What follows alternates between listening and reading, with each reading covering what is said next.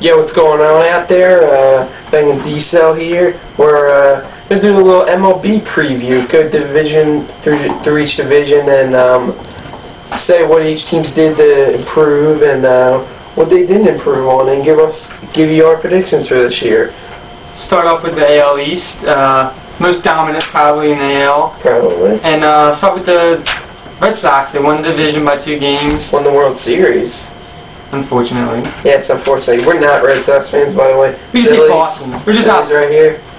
So, we just hate the whole Boston city. But we're gonna talk about it and tell what happened. They were 96 and 66, and some stuff they did in the off season. You know, they re-signed Euclid and they re-signed Schilling. But I don't think that really worked out for him because he's having shoulder surgery and he might be out. His buddy Sock.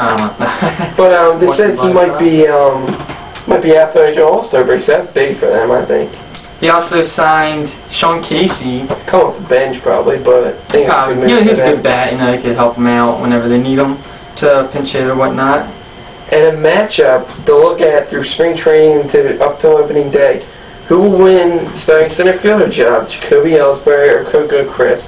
Now, I like to say Coco Crisp just because I like his name. I could eat him up for breakfast, you know? Yeah, but I think that, I seriously think Ellsbury will win. Ellsbury played in the World Series, though. I was like, he came up, I was like, who's Ellsbury? But he turned out to be a good player. So they always get good players in Boston teams. And the rotation without Schilling. Yeah, they got to fill in for him, so. But they still got Beckett, Dice K, John Lester came back from the cancer last year. And Buchholz. Yeah, Clay Buchholz, he's young, so that's about it for the Red Sox. They'll probably win the division, I think, again. So about the number 2 team, the Yankees. They were 2 games back, and they didn't really do much this off season. They didn't really outside of the Roger Clemens hearing and all that. Pettit and whatnot. He's pretty much gone. So, but they got some good pitchers. Wong. Yeah, Wong is a pretty good pitcher. He's a great pitcher, and Hughes is coming to his own. Yeah, Phil Hughes, after missing some time last year, is doing pretty good. Messina's getting older. Yeah, I don't think he's going to be that good anymore. I think this is his last year, maybe one more. And they said maybe number 5. The other day, Joe Chamberlain's going to start out in the bullpen because they thought he might be a starter, but I think he's good. He'll be good in the bullpen. If Pettit comes back, then they thought to throw him in there, obviously in the rotation. But if not, I don't know what they're going to do for another spot, you know? Yeah, we'll have to wait and see. But I think the Yankees will finish. They'll probably get the wild card spot. They'll probably be right behind Boston. I think they'll be the second place team. Our number 3 team in the division was the Blue Jays, and they're getting better. They're a young team. Let's see what they did in the offseason. They signed David Exxon. That's a pretty good trade. Yeah, I think so.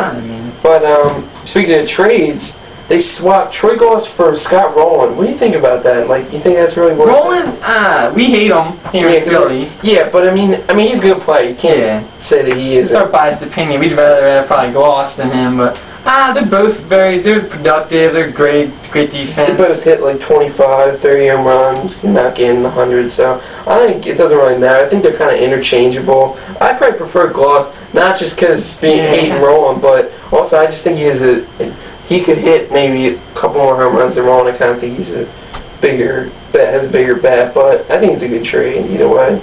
Alright, the 4th team to finish in the division was the Orioles, Baltimore Orioles. They traded Bedard Adam Jones is supposed to be the major prospect in that trade. It took weeks for it to get done. They weren't sure if they thought he might have had a hip injury, but it didn't. That was all. I think that was a rumor. But they really should be trying to go young because they also traded the 3rd Tejada shortstop. To Houston. So they got Luke Scott. And prospects, but Luke Scott's not a bad outfielder. That'll definitely help him out. But it just seems like this owner, they're just trying. They're going for mediocrity. They're not really. Doesn't seem like they're ever getting the big names they need to get. But let's see what happens. It'll probably be them and the 5th place team, the Tampa Bay Rays. Not the Devil Rays anymore. They changed it. I don't just know the Tampa Bay Rays. They'll probably be battling out for the basement. Yeah, because the Devil. I don't know the word Devil. We'll see how they do this year. What they do? They traded Delman Young, outfielder, and some prospects. for Matt Garzin and Jason Bartlett.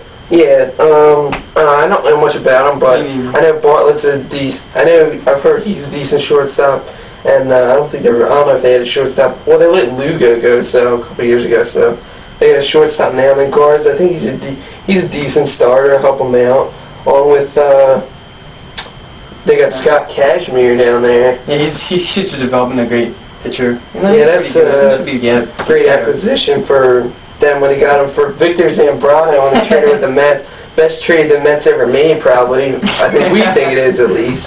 And they also got Carl Crawford. He's going to be a huge bat over there. They said B.J. Upton's good too. He's coming into his own, being a young guy. Yeah, they got some bright young talent. They have a shot in the next couple of years. Yeah, I think so. Third in the division. Yeah, they got Rocco Baldelli too. He's another good outfielder. They could pose a threat to the Yankees, maybe, I think, but I think the Red Sox are going to run away with the division again. A couple signings. They got Cliff Floyd, the veteran outfielder, was on the Cubs last year. They got Troy Percival, the reliever. He made a comeback last year with, I think it was St. Louis. So I think they have a good shot now. They got a couple big names. Yeah, they could challenge like Toronto for the third spot maybe, but I think it'll be exactly the same as last year with the standings. Unless Red Sox have a lot of injuries and Yankees. I think the Rays will actually move on. I think Orioles are going young. It's going to take a couple years to rebuild, so I don't think they're going to get out of the basement of the AL East. So I think they're going to get last, and I guess the Rays will get fourth down. The Rays and Jays are battling it out over there.